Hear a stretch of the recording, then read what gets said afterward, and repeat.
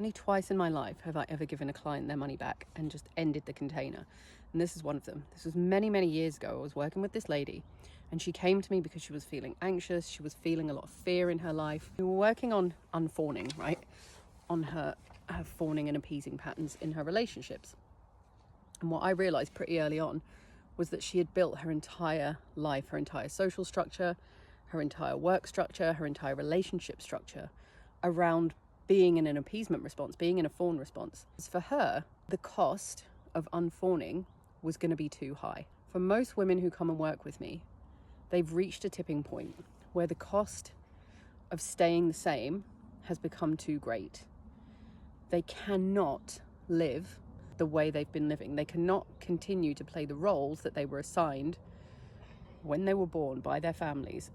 But this lady that I worked with had built so much of her external structure around being in a fawn response. And here's the thing, she was pretty happy. She wasn't at the point where her reality was unbearable. She wasn't even at the point where she could see her reality clearly. And so this is somebody who would have actually been better off going to therapy, getting some nice coping mechanisms, and just coping with the symptoms.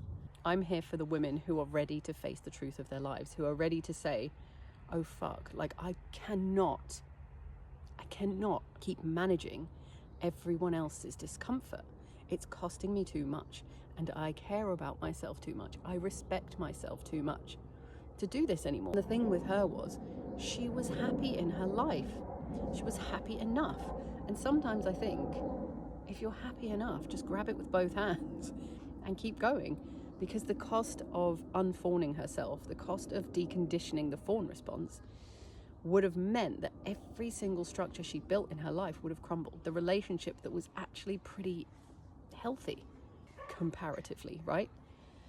The family structure that was actually not that bad. The job that she actually really liked. The friendships that were slightly dysfunctional, but they were good enough.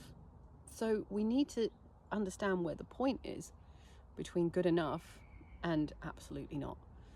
And for this person, it just wasn't worth it. So that's not what I'm here for. I'm here to meet women at the tipping point. I'm here to meet the women who say, I can't do this anymore and I'm ready to change. If you really want to do this work and you're at the tipping point, DM me, message me, Defiant, because I've just opened 2 more spaces for Defiant Feminine, my one-to-one container, in August.